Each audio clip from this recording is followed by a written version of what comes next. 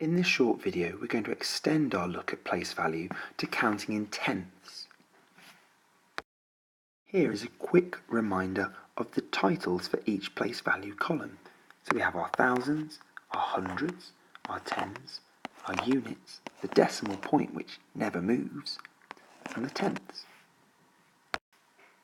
On the left-hand side of the decimal point, these columns are what we call whole numbers. They are completed pieces of any puzzle.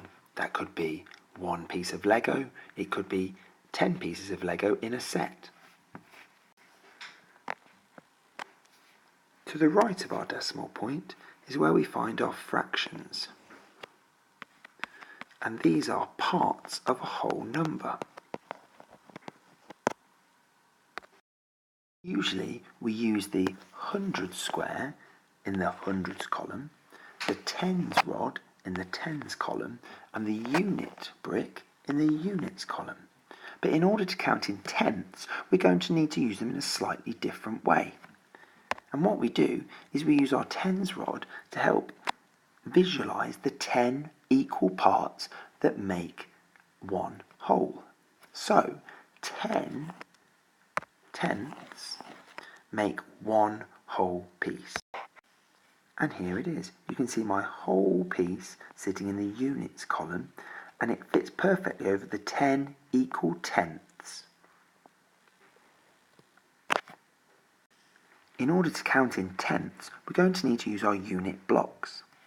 At the moment, in our columns, we have 1.0 because we have 1 in the units column, and at the moment we're just using our base 10 as a grid and we don't actually have any tenths. So it's 1.0, one whole piece. If I bring across one of our unit blocks and place it into our tenths column over our guide, I've now got one whole piece and 1/10. So this means we need to change how much we have. Now 1.1 is the correct answer. If I bring over a second tenth and place it into the tenths column, I now have not just 1/10 but 2/10. I've not changed anything in the units column, so I just need to change the number in the tenths column. So I would now have 1.2. 1 whole and 2/10.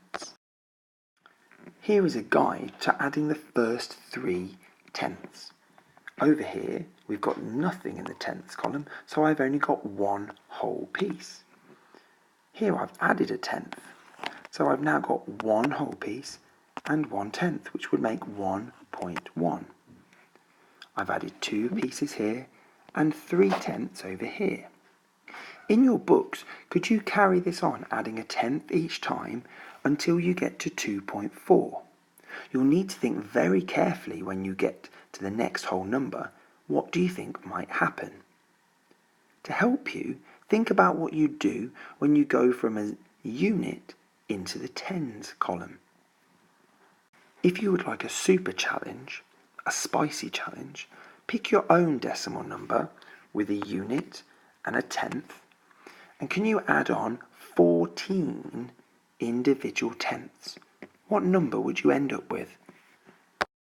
Finally, I want to show you a tenth in a different way, something that you might find in your house. Here is my favourite superhero badge collection. As you can see, there are 10 badges. 1, 2, 3, 4, 5, 6, 7, 8, 9, 10. And together they make one whole. As there are 10 badges, it would mean that each badge is worth exactly 1/10 of my collection.